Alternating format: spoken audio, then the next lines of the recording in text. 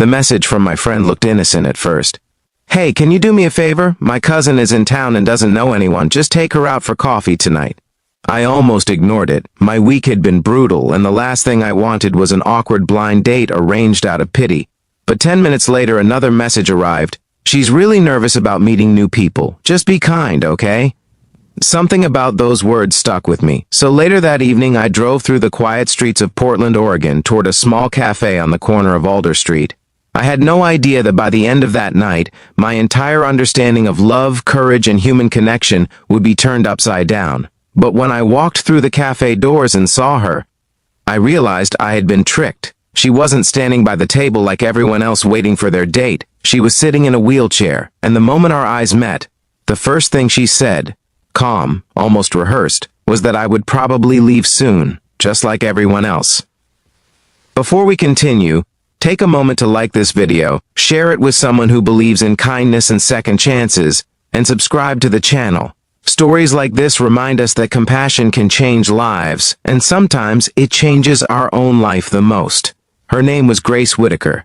She had short auburn hair that curled slightly around her ears and warm hazel eyes that seemed both hopeful and guarded at the same time. A thin blanket covered her legs, tucked neatly around the wheelchair. For a moment, I froze. Not because of the wheelchair itself, but because I suddenly realized my friend hadn't told me the truth. This wasn't just a casual setup. This was a test. Grace must have noticed the hesitation on my face. She tilted her head slightly, studying me with the calm patience of someone who had experienced this moment too many times. She explained quietly that her cousin had probably convinced me to come without telling me about the wheelchair. Apparently, it had become something of a pattern. People agreed to meet her, then found out about her paralysis, and suddenly remembered they had somewhere else to be. Her voice carried no anger when she said it, just tired acceptance. And that hurt more than anything. I sat down across from her, still trying to process everything. The cafe was warm, filled with the smell of roasted coffee beans and cinnamon pastries. Outside, rain tapped gently against the windows, the kind of soft Portland drizzle that made the city feel quiet and reflective. Grace told me she had been paralyzed 3 years earlier in a car accident outside Salem, Oregon. Before that, she had been studying architecture at Oregon State University. She loved designing buildings, sketching bridges, imagining skylines. Her professors believed she had real talent. Then one rainy night, a truck ran a red light. Her spine never recovered. Listening to her story felt like watching someone calmly describe the collapse of an entire universe. And yet somehow she smiled while telling it. But there was something else beneath that smile. A quiet expectation that I would eventually stand up, make an excuse, and walk away. I could see it in the way she glanced toward the cafe door every few minutes, almost as if she was preparing herself for the inevitable. I realized then how deeply rejection had carved itself into her life. Not just the accident, but everything that came after. Friends who stopped calling, boyfriends who slowly disappeared, strangers who looked at her wheelchair first and her face second.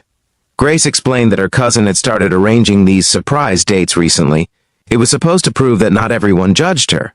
But so far, the results had been discouraging. I looked at her hands resting on the armrests of the wheelchair. They were steady, delicate, and strong at the same time. The hands of someone who had learned to adapt to a world that suddenly demanded more courage than most people ever needed. And suddenly I understood something. This wasn't just a date. This was someone slowly losing faith in humanity. So I did the simplest thing I could think of. I stayed, we ordered coffee, then dessert, then another round of coffee. The conversation flowed easier than I expected. Grace talked about architecture the way artists talk about painting. Her eyes lit up when she described buildings that made people feel safe, inspired, or connected.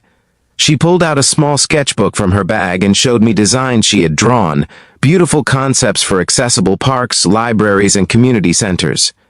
She told me that after the accident, she had shifted her focus. Instead of designing impressive skyscrapers, she wanted to design spaces where people with disabilities actually felt welcome. Ramps that blended naturally into architecture, parks where wheelchairs could move easily through gardens, buildings that didn't treat accessibility like an afterthought. Her passion was contagious.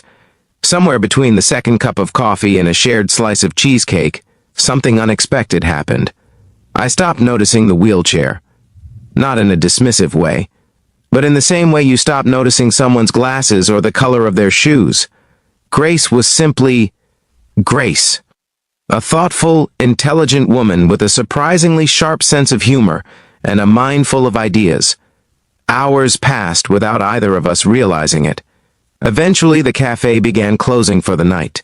Chairs scraped softly across the floor as employees cleaned tables around us. When we finally rolled outside, the rain had stopped. The city streets shimmered under the yellow glow of streetlights.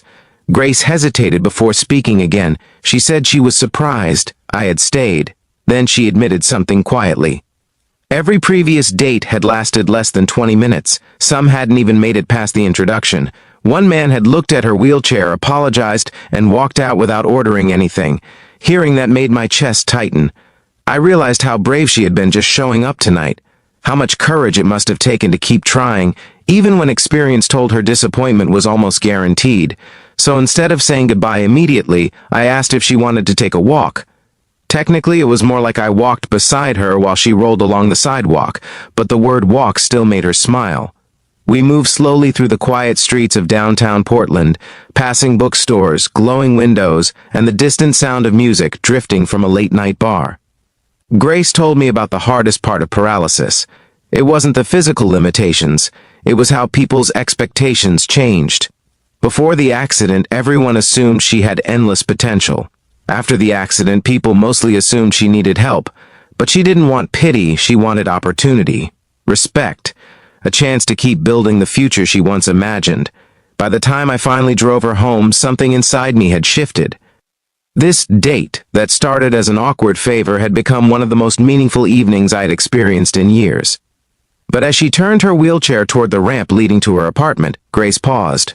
She looked back at me with that same guarded expression from earlier, and she said she wouldn't blame me if I never called, because that was usually how these stories ended. I told her she might be surprised. The truth was, I was the one who had been surprised. Over the next few weeks, we saw each other often. Coffee turned into dinners. Dinners turned into long conversations about dreams, fears, and the strange directions life sometimes takes. Grace introduced me to adaptive sports events, disability advocacy groups, and the world of accessibility design. I introduced her to hiking trails with wheelchair-friendly paths and quiet beaches along the Oregon coast. And slowly, almost without noticing it happening, the connection between us deepened into something real, something neither of us had planned. Grace once told me that before the accident, she believed strength meant independence. After the accident, she realized strength sometimes meant allowing people to stand beside you. Not to rescue you, but to walk the journey together. If this story is touching your heart right now, please take a moment to like the video, share it, and subscribe to the channel so more people can hear stories that remind us how powerful compassion can be. And before we reach the ending, I have a special request for you. Comment the word hope below if you believe that kindness can still change someone's life. Because sometimes, the smallest acts of understanding create the biggest transformations.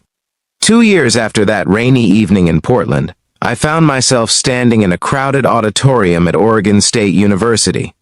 Grace was on stage, not as a student this time, but as a guest speaker. She had just completed a groundbreaking architectural proposal for inclusive public spaces, designs that were being considered for several new city parks. As she spoke confidently to the audience, explaining how thoughtful design could make cities more welcoming for everyone, I felt an overwhelming sense of pride. The woman who once believed everyone would leave was now inspiring hundreds of people to build a better world. After the presentation ended, Grace rolled toward me backstage with the same warm smile she had on the night we first met. Except this time, there was no fear behind it. Only confidence, only hope.